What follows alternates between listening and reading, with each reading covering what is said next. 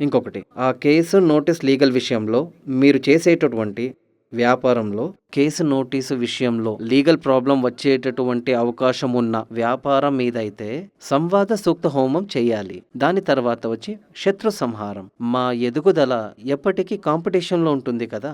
ఎలాంటి వ్యాపారమైనా అందులో కాంపిటీషన్ ఉంటుంది. కొంతమంది నేరుగా అటాక్ చేస్తారు. ఈ యొక్క చేతబడి, బ్లాక్ మ్యాజిక్ అలాంటివన్నీ అవన్నీ చేసి మా ఒక్క ఎదుగుదలని ఆపుతారు, మాకి చెడు చేస్తారు.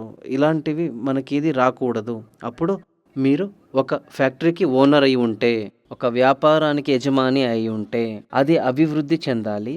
ముందు తరాల వరకు ఇది అభివృద్ధి చెందాలి. ఒక 1000 మందైనా మన ప్రస్థానాన్ని నమ్ముకొని జీవించాలి. మనకు మంచి పేరు ప్రతిష్ట కావాలంటే, ఎల్లప్పటికీ అక్షయంగా ఉండే ధనభాగ్య కావాలంటే, లీగల్ ప్రాబ్లమ్స్ ఉండకుండా, ఎనిమీస్ ఉండకుండా ఇవన్నీ